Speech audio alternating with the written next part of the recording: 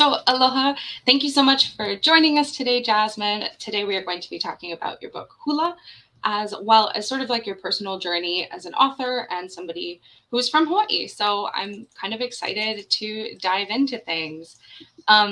This is like a side note. I might cut this out of the like ending one, but I saw that you mentioned you lived in Yugoslavia for a Yeah, while. Can I yeah. ask, like, because after the separation, like, what modern equivalent would that be? Or were you in Slovenia or like? Oh, well, I was in Bosnia, Sarajevo for a little while, and Belgrade in Serbia. So, Oh, got it. Okay. It's such a funny connection because I did my study abroad in Ljubljana, Slovenia. oh, So that's when you funny. said that you had lived in Yugoslavia, I was like, oh, that's that. Like, what are the chances that? It was such a weird, being in Bosnia, like coming from Hilo and not having traveled, and my family had not ever traveled. I was in I know this is not even what we're talking about, but I was in Bosnia and I found, like, because I was in these villages and trying to understand the war, and like Mhm. it was kind of a weird opportunity, which I didn't really see how some like parallel the identity stuff, Mhm. kind of ran to my own life experiences. So it was a weird, like, Balkan version of Hilo. I 100% understand that. It was actually one of my professors, Aleš Debeliak, who unfortunately passed away, but he was like a very big Slovenian poet, scholar, writer, and I remember he was talking about how if a culture like loses its language, then it's kind of just like a decorative thing, and that was like the turning point for me to start like, oh my gosh, I need to study Olelo Hawaii. Like why have I never? So I was like, what an interesting coincidence. Like, Yeah, you go far enough away, right? And you exactly. find home. Yeah. Oh, well, that's a cool experience. Nice. Yeah. Okay. So sorry. I may That's cut that, but okay. so I did have on like the first question for you.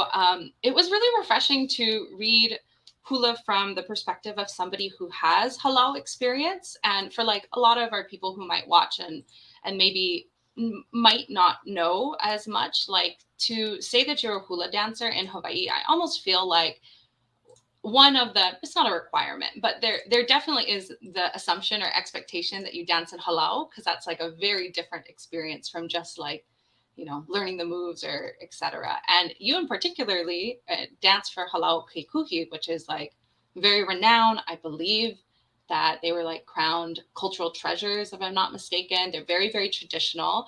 So I'm curious if you could elaborate more on your background as a hula dancer and your experience in Hālau Kekuhi. Sure. Yeah. I mean, I think, the halal was so entrenched within my own family and community that it wasn't even, I never really considered other halals as it was just halal kekuhi was part of our life, whether I wanted it to be or not. I think I started maybe around 3 or 4, and I believe we were the halal's first keiki class, which was Hmm. kind of cool. And a lot of my cousins are still with it, still dancing. That they started then.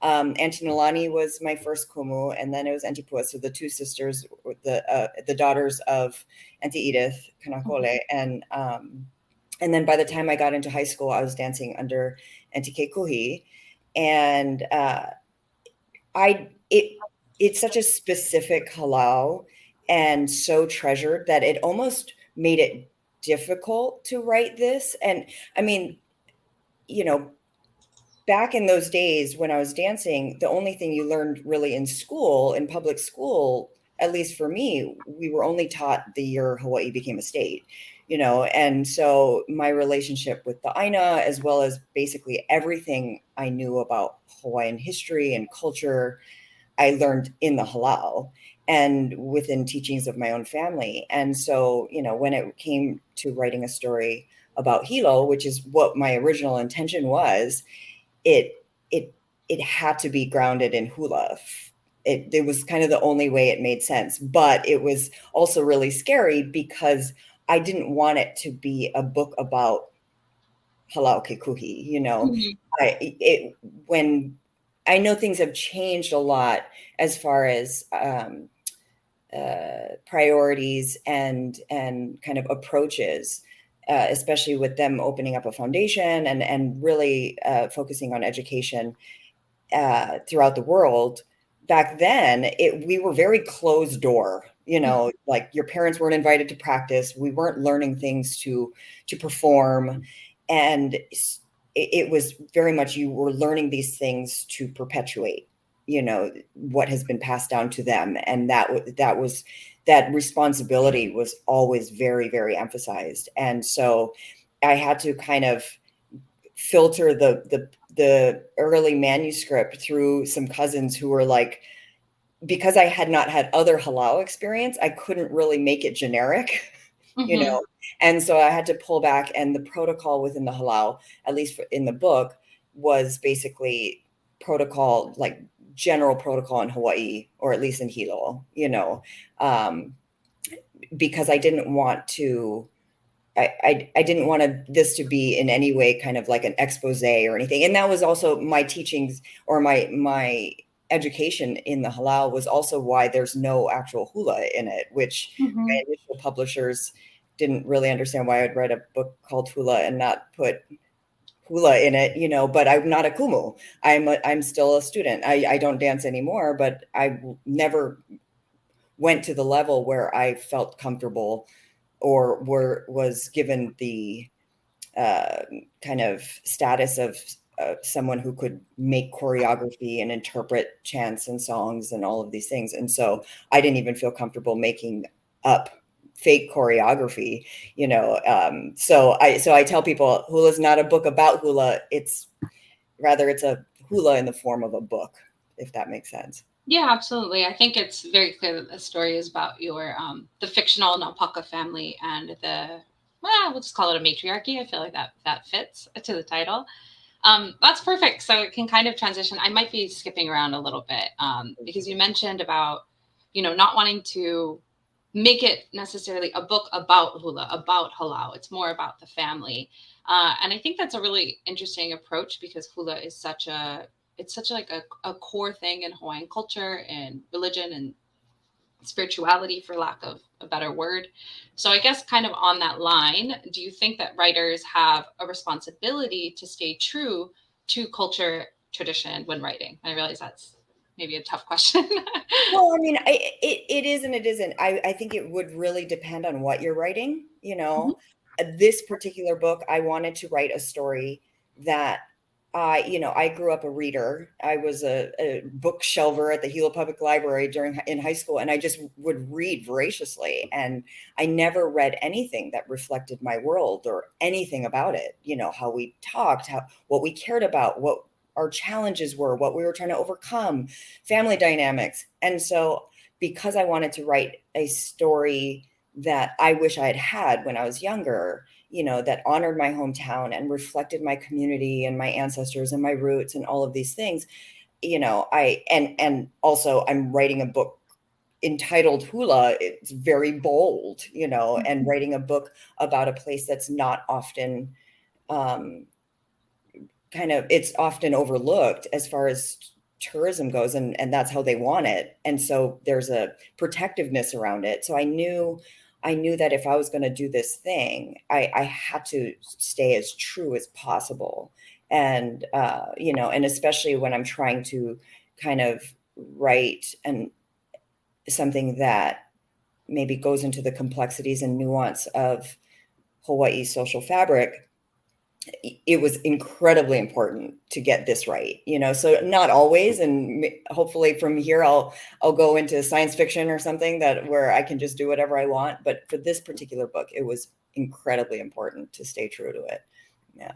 I completely understand that. And that's like a perfect lead in to like my next question. So I understand you grew up in Keaukaha and have all this experience with Hālau and just, growing up in Hilo side of Big Island. So in regards to your writing, do you feel that your background, your opinions, your beliefs have sort of influenced hula in its creation? Oh, absolutely. There was that element of wanting to write a book, but I didn't have like a plot in mind.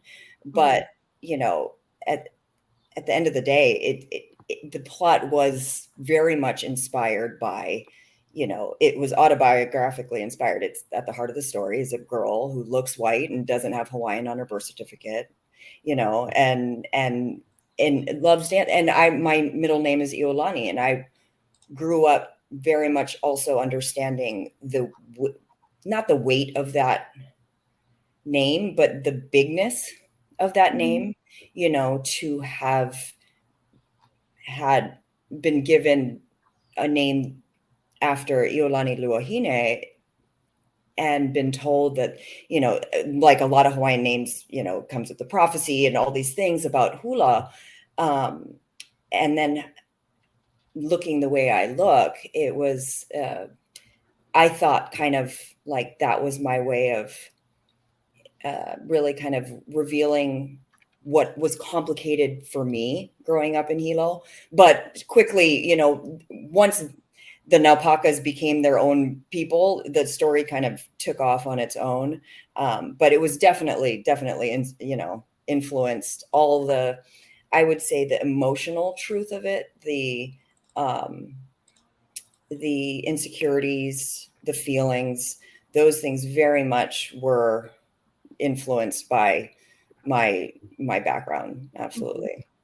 I think that makes sense. I think, having read Hula and read a lot of the interviews that you've done, it's kind of hard not to see the parallels between the characters in your own life. Like with Hi'i moving to California, for example, very much sort of parallels your experience as well. And even Laka's experience with two different, not different children, but children who came to her in different circumstances, which I think also That's a good way to put it. Yeah.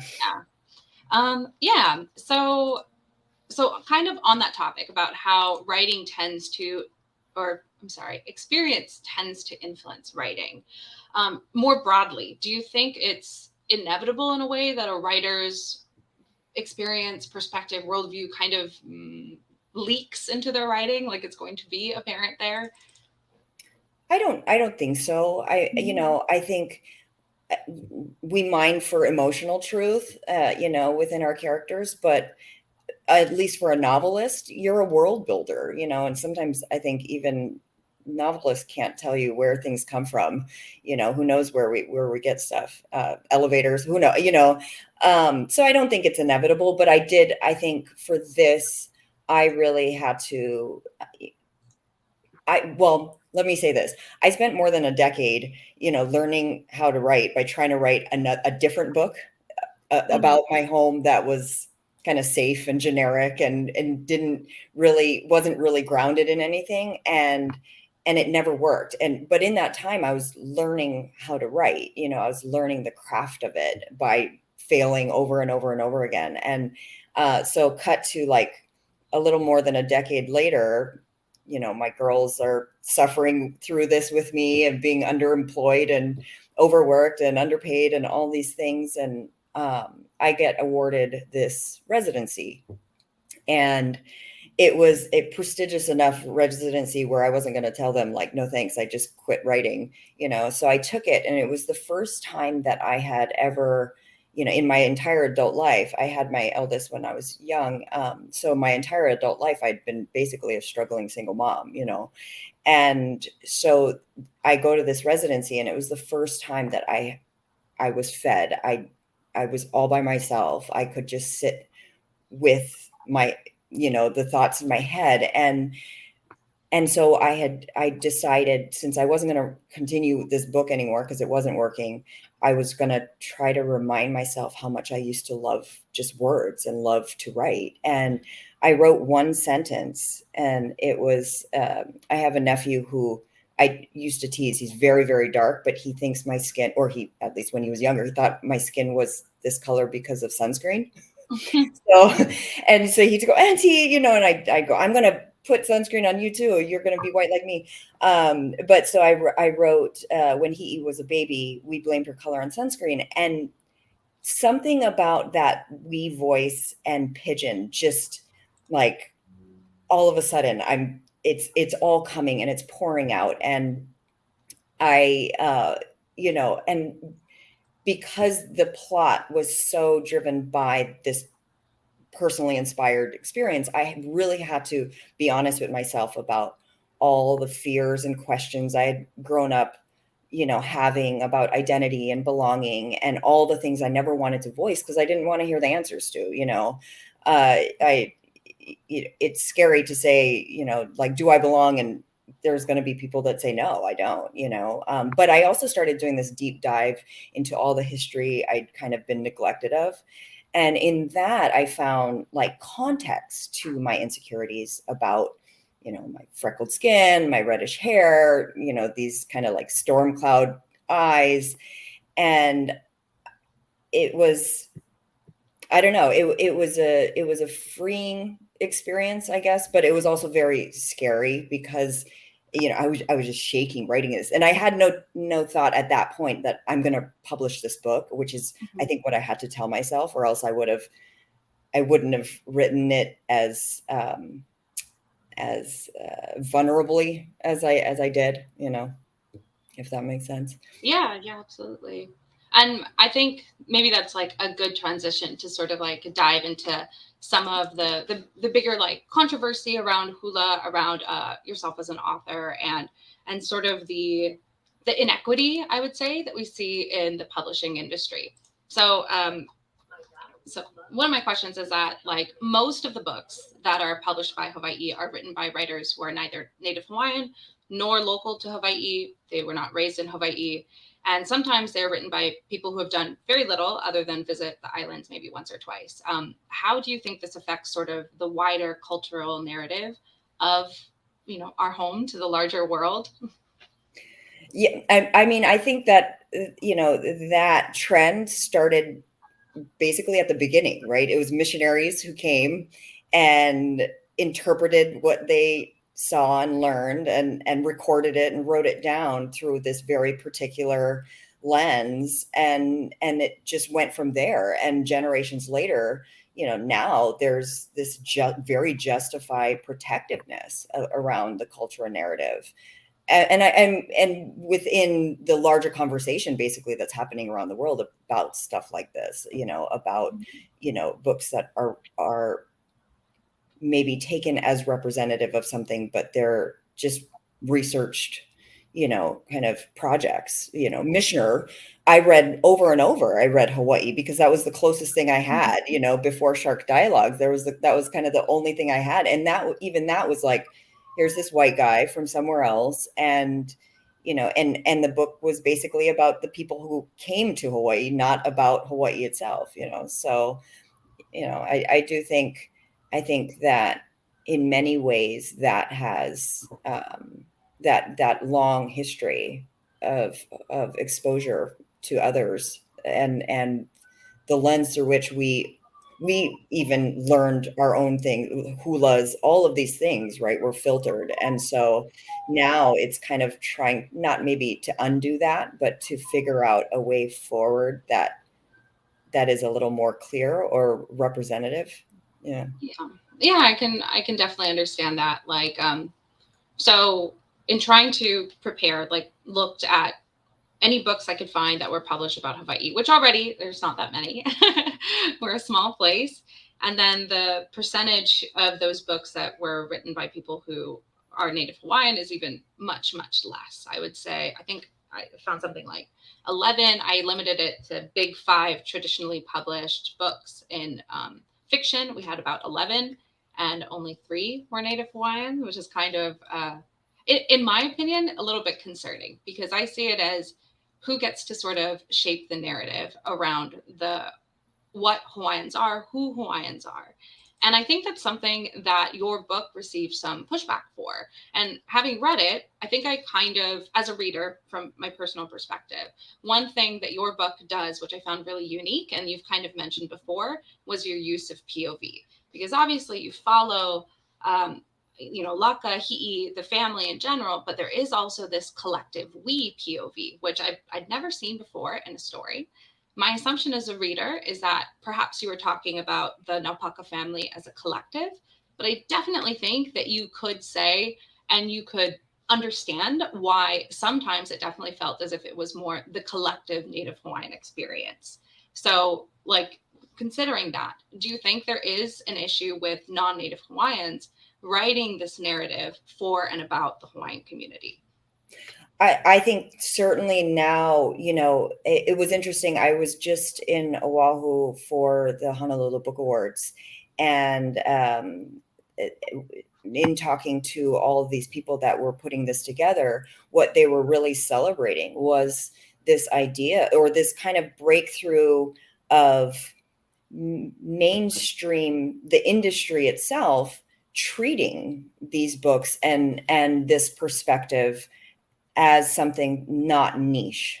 I think for many years there's been a small but steady, writing community within Hawaii that was very much treated like they had their own little market, and you guys are cute, just you'll sell a few copies and things. And I think now, that we're seeing Megan's book, we're seeing books with commercial viability. I think I'm hoping that what that will do is encourage more, not just writers to write, but encourage more editors to acquire and to see the commercial aspect of a of a of a very specific POV. And yes, I do think that it's problematic, but I also think that because of these, I have a very, very specific perspective on this because I write so much about blood quantum, right? And so I do think that in the research that I was doing about blood quantum, what I found was a lot of the problems with it, and the peoples that have fought to kind of move beyond that kind of mindset, is that when you have blood quantum, people disqualify themselves, right, from participating. They say, oh, I only have a little bit, or I'm just a small kind, and so when you're thinking in amounts like that, people disqualify. And so I think that because you have a justified protectiveness about places like Hawaii, you also have this parallel of like, do I get to write this? And I very much went through that. And while I was workshopping it, I had people come up to me that were from Hawaii, and they were like, you're so brave, and I said, no, I'm not brave at all. I'm terrified. I know that looking the way I look and asking these questions and not really having a very specific answer is going to put me in front of a firing squad. But I did think, and I still do think, that this is, albeit an uncomfortable conversation, it's a really important conversation to have, which is why, I'm doubly, just I'm here, and I'm glad to be with you, and glad you're asking, Yeah. So I am gonna kind of push back on this a little bit, because I think it is a little bit disingenuous to speak about blood quantum in this way, because the question that I'm asking is not about blood quantum in terms of how much Native Hawaiian you are, but rather a question of, is someone Native Hawaiian or not? And I thought it was interesting that in your research, you referred to the book Hawaiian Blood by J. Kehaulani Kawanui, because she kind of writes about this more. And I'm going to quote her directly here, where she states that non-Hawaiian claims to Hawaiian identity are related to colonialism as a form of cultural usurpation and dominance, a way of further displacing the displaced. And those who misrepresent themselves as Hawaiian perpetuate a form of fraud, while Hawaiians who do not learn Hula, who do not speak Hawaiian, who do not have a high blood quantum, for example, are rendered unreal.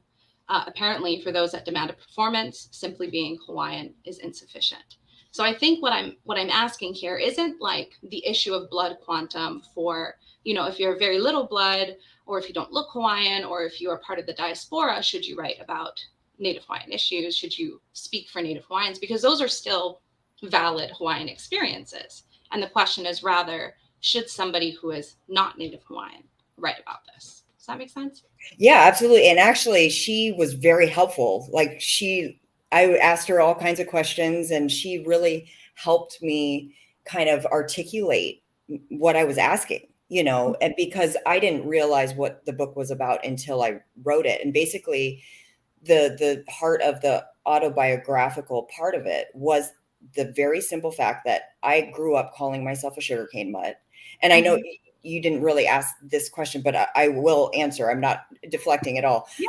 I call myself a sugarcane mutt because that was my understanding of who I was. I was told I'm all these things, all the peoples that came to Hawaii, generations ago. But my grandfather was always insisting all my life that we were Hawaiian and we were Choctaw, as well as Filipino and Puerto Rican and Portuguese and all these things. But I knew that because those things weren't on my birth certificate, I wasn't going to go around there was no proof, right? Besides my oral genealogy. And so I didn't feel comfortable claiming that, especially looking the way I looked. So I just kind of I would be teased mercilessly anyway. And, but so in doing that research, I start kind of looking at oral genealogy. And that's why in the book, her father is a mo'o, because in my world, in my head, it was just kind of like that was the way to make her Hawaiian in a way that is not reliant on paperwork.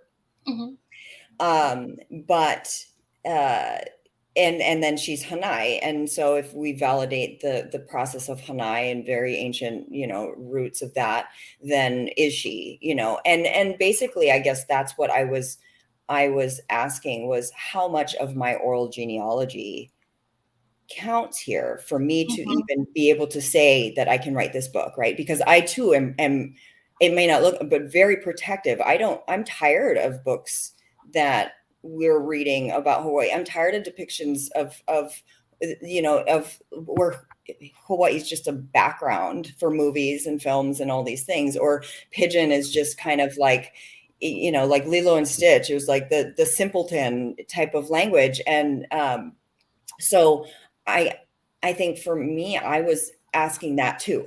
I think this was my way of asking exactly what you were asking, and so in 2019, I sell the book. It's in these announcements, and the deal is someone on Twitter, at that time it was still Twitter, takes a screenshot of the book and tries to get the deal canceled.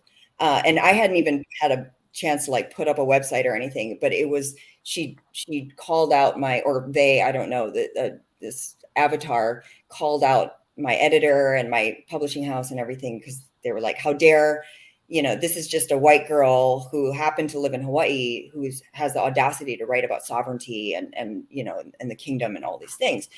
And so, I really kind of had to inform my team of this is this is the complexity of this thing, right? And the looks and all these things, but it's justified. This marginalized community, it's a justified response. And I want to have this conversation, but of course the default in the publishing world is don't say anything, don't respond, but 4 years later, it happens again. That same account went after it again. And so suddenly the conversations that the book had started about hula and cultural perpetuation and all these things, the overthrow of the kingdom, turned into whether you should read the book or not because of the author, and there were accusations that my middle name was a marketing ploy, that I was a fraud, that I had no right to write about colonization because I had never been victim to it, all these things. And that really filled me with shame. And, that I couldn't even make my ancestors proud, since they weren't getting any credit for all that they did to enable me to do this, And so because I wasn't able to respond, it was very devastating. I'd spent years going over it and making sure that it was as right as a fictional depiction of my home could be, and I went inward and really kind of, I don't know, I was just sad and frustrated for a long time. And then I started kind of digging into my ancestry to try to find answers for this, because it was here I am saying, this is an authentic story about Hawaii, but am I authentic? I don't, I didn't even have the answers for that. So I start digging into my ancestry, and the more I dug, the deeper our roots in Hawaii went. And then I started kind of following these genealogists, specifically Pacific Islander genealogists, and started learning about the challenges that, Oceania as a whole face in this area, that like a lack of written records when talking about oral cultures, and class. And that was the big problematic factor for me. My family, working class, sugarcane days, you emphasize whiteness to survive, right? If you were Portuguese, you simply got a better work contract because hello, racism. And so, and as my mom continues to point out, she was like, for a long time, you were only allowed to list 3 things on your birth certificate. And so somewhere along the way in my family, at least that's the story, is that we only had a little bit. And so that's why I bring up blood quantum, because that's where it gets left off the birth certificate. And then I don't feel comfortable saying I'm Hawaiian, right? But then Hawaii becomes a state, and what's on your birth certificate becomes even more politicized. And being Hawaiian on your birth certificate means access to resources and some opportunities. And so claiming that I was Hawaiian became even more of a thing, and so it became even more important for me to just say I'm a citizen of this overthrown kingdom, and I'm a sugarcane mutt, and that's as far as I can go. But then cut to a year later, right, and the paperback's coming out, and then the beginning of AAPI month is coming, and suddenly I'm not even AAPI. And now, having done all this research into my oral genealogy and seeing like all of these generations that go back to these little towns where it would be pretty impossible for us to not be Hawaiian, it was, it was just kind of like, well, I'm going to at least defend the fact that I'm AAPI. But that doesn't mean I'm going to go and put, Native Hawaiian on my bylines and add flags to like my social media accounts and all these things. But I do believe that my family was victim to blood quantum thinking. And so I know that's a long segue to what you're asking, but I think that really did the mindset impacted my family and led to this very kind of gray area of I'm not sure if I am or not. And that is deeply uncomfortable. And ultimately for Hi'i, and I guess that was where the conclusion that I had to come to in the book as well, when Hi'i's trying to discover her own identity or her own place in the world, where she just basically had to say, my responsibility to my culture remains. This is where I'm from. And so I have a responsibility to my culture. And that's, I guess, where my assertion comes, where I still feel a responsibility to my home. And I feel a responsibility to this book. And I don't feel like I want to give license to say anybody can write about Hawaii, anybody can write about anywhere. I don't think that's true. And I don't think that somebody who's not from somewhere should especially write a book like of Hula, that is incorporating that we voice. And the we for me was not it was Hilo. It was kind of like the force. It was the community that included Native Hawaiians. It included kingdom people. It included ancestors. It included the Aina. It included all of these things. And for me, that was the rhythm of my home was reflected in that we, and that kind of awareness of everyone, that it's a very familiar, like a claustrophobia almost, and so sometimes, especially in the late 80s and the early 90s, that became very much at the being Native Hawaiian became the forefront of the conversation. And so there are times in the book where that we takes on that voice. So I don't know if that answers your question. And, I'm trying not to be vague, but I understand that it might come off as.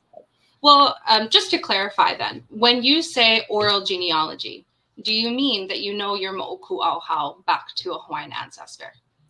I know my moʻokūʻauhau back to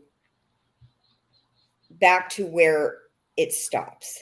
But not to a definitively Hawaiian ancestor. I don't know. Because I don't have that birth certificate. I have a great somebody who came over and married somebody, and I don't have that record of who that person was back then. So I think kind of the pushback that I have here is that you mentioned in the book when Hi'i discovers that Jane, her friend, is indeed Native Hawaiian. Like, what makes someone Native Hawaiian? Who gets to define that? And I feel as if the answer to that in terms of like indigenous law and indigenous rights is that indigenous groups are the ones who get to define that. And within the Native Hawaiian community, the two like accepted practices to define whether or not somebody is Native Hawaiian who has koko is either through birth certificates or moʻokūʻauhau that traces directly to a Native Hawaiian ancestor. Blood quantum is irrelevant, in my opinion, at this point. We're talking about somebody who is definitively Native Hawaiian in the past.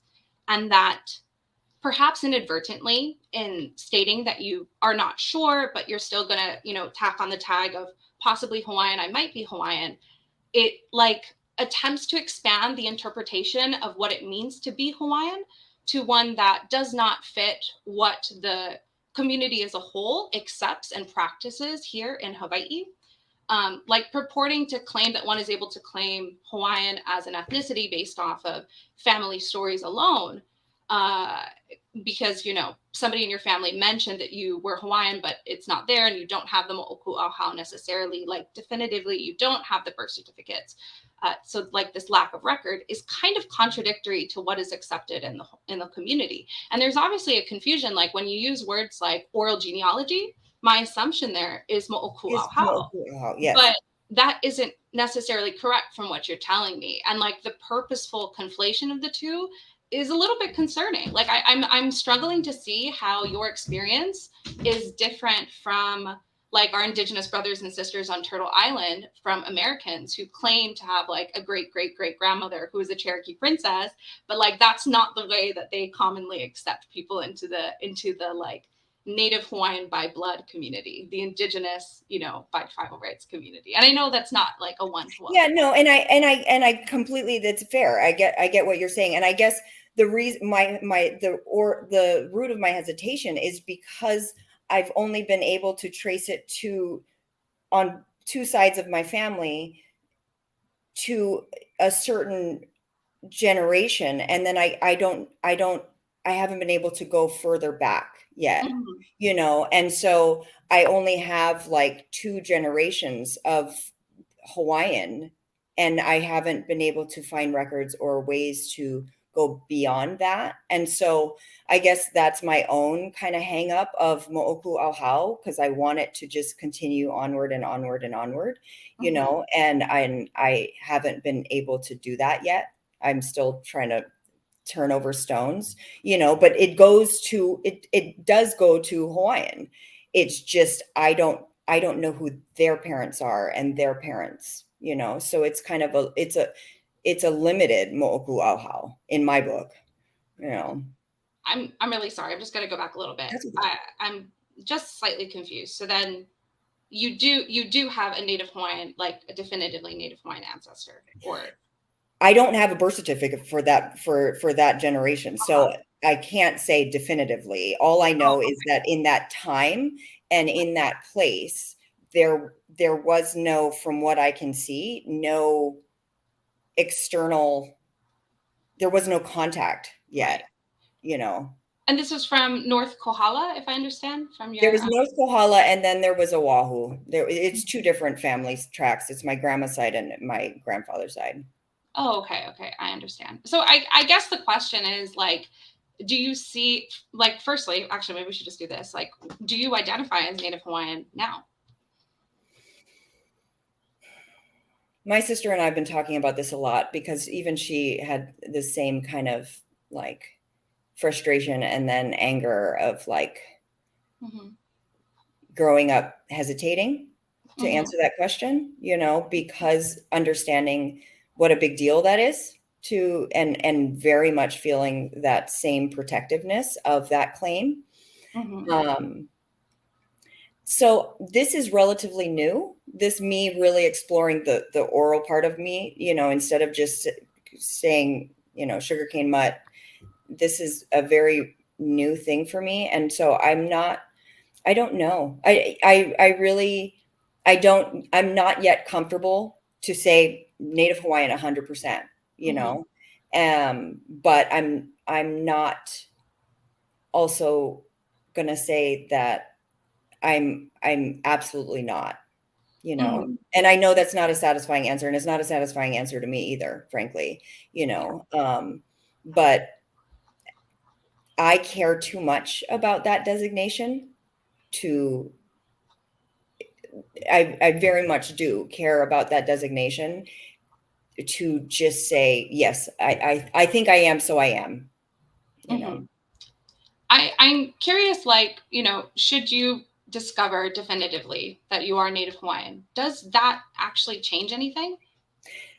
That's kind of where our family conversations have led to of like, not really, I still will struggle with looking the way I look and not feeling like I belong and and then also struggle with the years of disconnect from the Aina and from my own roots because I didn't feel like I qualified to care about it or be a caretaker of it, you Mm-hmm. know. And so I don't know. I mean, I think it matters to some people, and I think it might matter to me one day, maybe to my it matters to me about my family. I want to know about my family and Mm-hmm. not just to be able to claim, with certitude that I'm Hawaiian, but I do want to know my roots more. I want to understand, all of these different elements of it and understand history within that personal context. But for right now, I'm kind of limited and I'm stuck in this very uncomfortable gray area, and it's hard. I mean, it's a challenge. I would love to be able to say with certitude that I am, Yeah. or even that I'm not, and I'm going to defend that stance or whatever have you. You know what I mean? And it doesn't feel great to not know, but all I could do when the book was coming out was ask, you know, and I would even within the various Hawaiian communities get a different answer. With Kingdom people, it was like, yeah, absolutely, you're Hawaiian. And then, with like Hawaiian homes and stuff, like, no, you're not. It doesn't matter. What what the trail says. Right. But I do think that's different, right? Because we're talking Yeah. about like Hawaiian nationalism versus Yes. Hawaiian as a race and ethnicity here. Um, so I guess to kind of like dive into that just a little bit more about this idea of identity and whether or not it actually sort of like matters to the context of your book. What I found as a reader is that I thought the book was really good. I enjoyed it. I thought that you nailed a lot of the themes of the Hawaiian community, even though I know that maybe wasn't your intention, really on the head. Uh, the issue that I had as a reader isn't really so much with the content of the book at all. Like, I thought the book was really good. I enjoyed it. Like, I liked reading it. I will always recommend it as like a local Hawaii author. I will hesitate to recommend it as a Native Hawaiian own voices story still, even like after this conversation, because of your sort of Absolutely. hesitation. Yeah. Um, the question though isn't so much about the content of the book, but rather the impact of what has happened since, and like the impact of of it itself. And something which comes to mind, right? I had mentioned that in this interim, this exploration of your genealogy, on all of your bios, in every interview since I could find, like October 2023, you have shifted from being very definitively, I am not Native Hawaiian, which you mentioned in like your Other People podcast in June 2023. A family member of yours on TikTok said very definitively in May and June that you were not Hawaiian, etc. To suddenly shifted to this, I might be Hawaiian, I could be Hawaiian, I can't claim it. And this ambiguity around that, I think, while it may be a personal thing, does it have an impact on the larger Hawaiian community and for what people think is okay? Is it okay for people to claim Hawaiian ancestry or any indigenous ancestry without knowing definitively while they're still in the process of exploration? And does that sort of confuse things to people from the outside who won't have the context for, you know, what the community generally accepts as okay? Well, I think, you know, since that time, since the book first came out in 2023, that is when I've been doing this exploring, right? And I guess I've been trying to bring people along to a certain extent within that Mm-hmm. journey, just because I think it does highlight a certain aspect of the conversation that speaks to it, you know. So I understand that, like, the implications of it, but my team, they're still under, you know, no one's going to market this as own voices, and that was very clear from the beginning.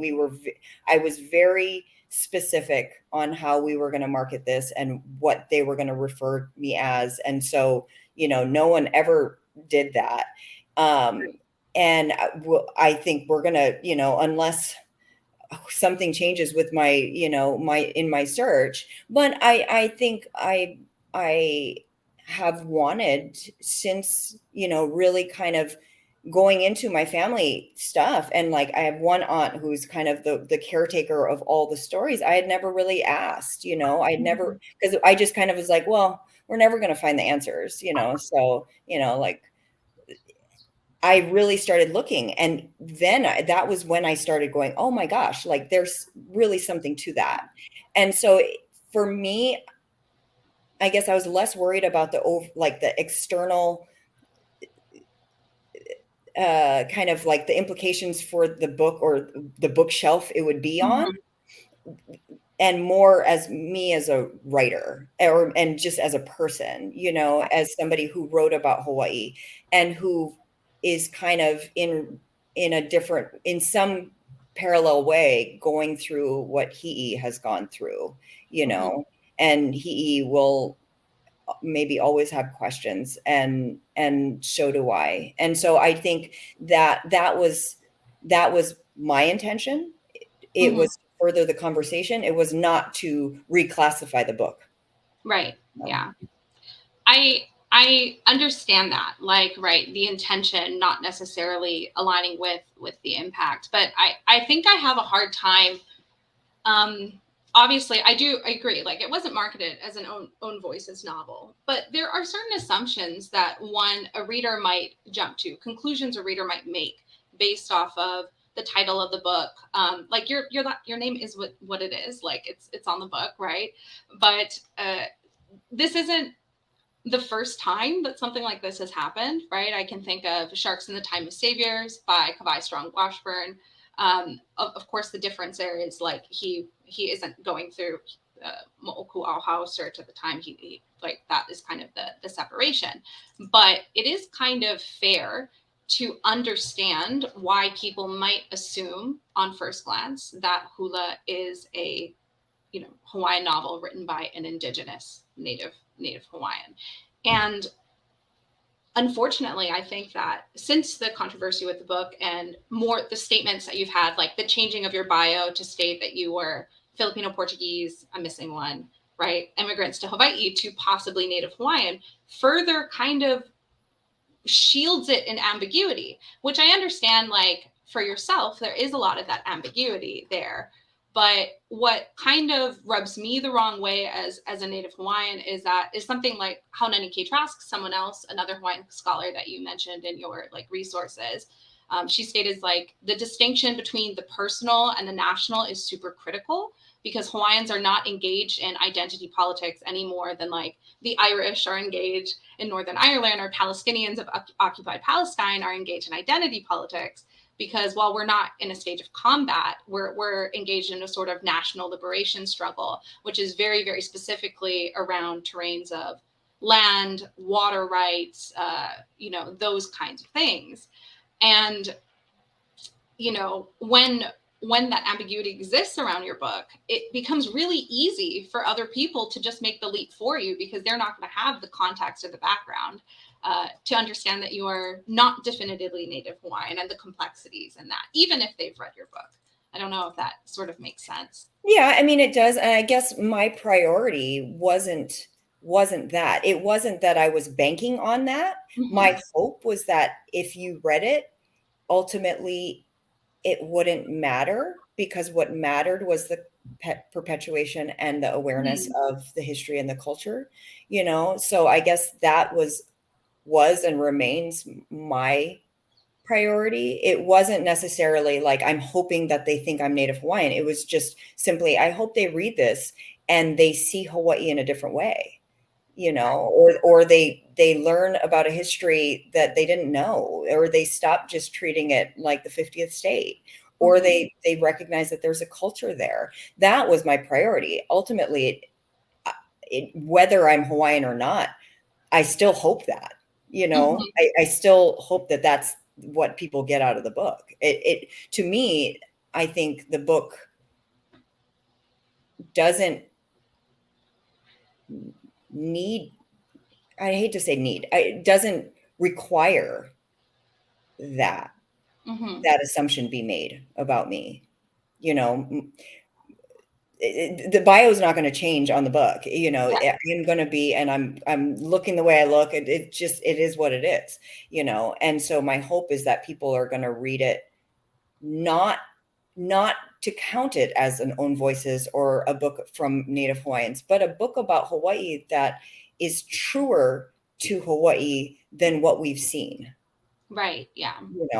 That was, I guess that was where I had to land when I dedicated myself to wanting to write about my home, and it's not satisfying. And there's going to be people that don't like that. And that was kind of why I tried to write author's notes. I tried to, do as much as I could to kind of bring people along my own personal thing, instead of, just kind of shy away from it, even if it's not a satisfying answer.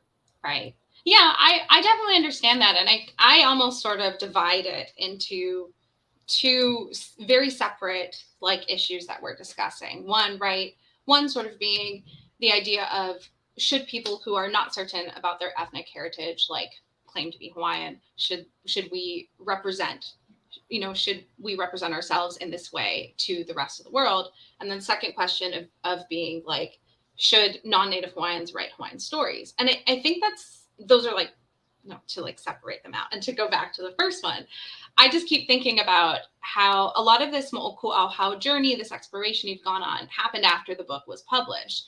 So the fact in my mind sort of remains that you did not claim to be Native Hawaiian at the time in which you wrote and published Hula. And though Hula has these really salient themes of the harmful effects of colonizations on Hawaii and the Hawaiian community, it almost sort of rings false when I feel like it's a performative contradiction. As an author, you're sort of saying Hawaiians should be the one to tell their story. And then at the same time, that kind of undermines the point you're making when you were uncertain about whether or not you were Hawaiian when writing it. And then even now, still kind of uncertain, but putting that out there. So in believing yourself at the time to be a non-Hawaiian writer, who ultimately should the kuleana, the responsibility to tell, profit, and speak for Native Hawaiians? Or is this kind of a form of neo-colonialism when other authors do this? I do believe that it could be seen as a form of if other authors do something like this. what I did was I tried to write a story about Kekuhi in a time where Kekuhi was very mixed, right? We had Mhm. private property that was, could be bought and sold to whoever. You had Hawaiian homelands, and then you had the sovereignty fight. And in that sovereignty fight, you had a lot of people that love Hawaii and care about it immensely and consider themselves Hawaiian citizens that might not be Hawaiian by blood.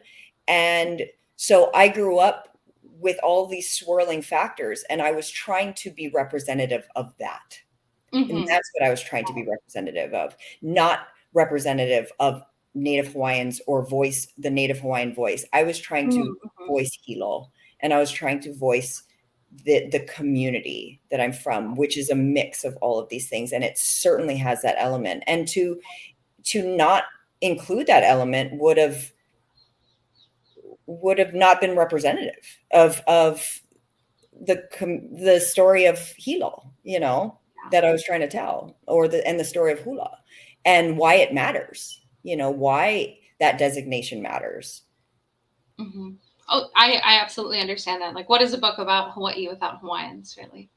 Yeah, and that's what's hard, right? Is like we want more, stories with diversity, but then it's kind of like, well, who can we include in these stories? And I am very sympathetic to the idea of indigenous stories being told by indigenous writers.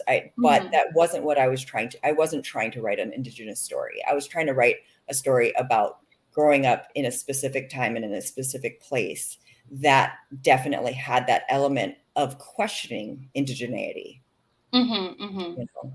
And so Right. I guess the questioning of me is apt. I asked for it in a certain, you know, Yeah. painful way. Yeah, I absolutely understand that. And obviously the Naupaka family, the stars of your book are all Native Hawaiian, and I am of the opinion that he is as well, because Hanai is such a central core of Hawaiian culture. So like that really isn't sort of the issue that I see with the story at all. The thing that I do find again kind of on this line that's harmful in a lot of the stories that do get told about Hawaii is that the dominant perspective from a lot of these books that are written about belonging and identity in Hawaii really, for me, ring not parallel to what the experience is like for many indigenous people. Trask mentioned once, like, the issues before Native Hawaiians are those of indigenous land, cultural rights, and survival, while in contrast the issues of locals have merely to do with finding a comfortable fit in Hawaii, of understanding their own identity in the melting pot. And something I've noticed with a lot of literature that comes from Hawaii is that this theme, this trope of not being accepted in Hawaiian culture for being too haole looking, is all too common. You have Blue Skin of the Sea, you've got Dance for the Aina, Islands at the Center of the World. Hula very much so fits into that category. And that represents only one experience of people who are from Hawaii. And it's kind of notable that, aside from yourself in this category, all of those authors are white. And so thus the theme of their novel kind of revolves around their own experience with, quote unquote discrimination in a place where white American is not the dominant like majority in Hawaii. And I personally find that this kind of paints a picture of Native Hawaiian and the community, which is such a far cry from what many people experience. And unfortunately, that other perspective just isn't on paper. So I'm not really sure. Well, we're beginning to see, I think, I was not going to write that story. That's not my story. I can't write that story. That would be disingenuous. Right. But I think we're seeing more of that than we ever have before. And the commercial success of those stories, like from Christiana Kahokawila, Megan Kakimoto, Mm-hmm. the success of those stories, I think, is going to encourage more stories, and in indigenous stories as a whole. You have the wild success of There and Wandering Stars. You have now a market that's mainstream for it. And so I think the publishing industry while I know that's not directly what we're talking about, it is indicative of this Yeah. conversation. And I think they are very slow to change, but I think they are also now seeing like we were getting, even when we were trying to talk to different editors the second time around, when we sold the book, I had one editor who said, I love the story, but we already have a Hawaii author, and it was like, oh, okay, we're still doing that where you just have one, and I think that what we are seeing now is it's slow change, but it's change.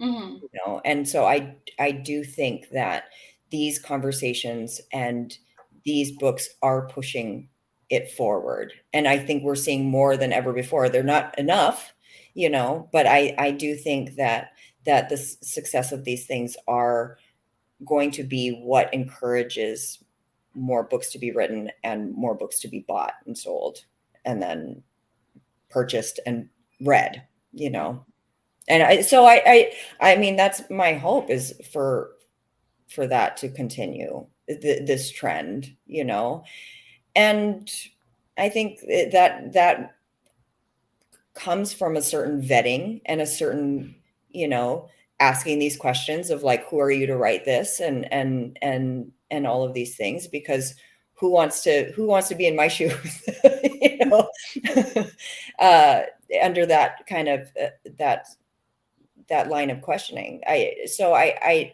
while it's certainly not satisfying to the amount of titles out there, I think we have more than ever before, and we're going to continue seeing that grow. I do believe that.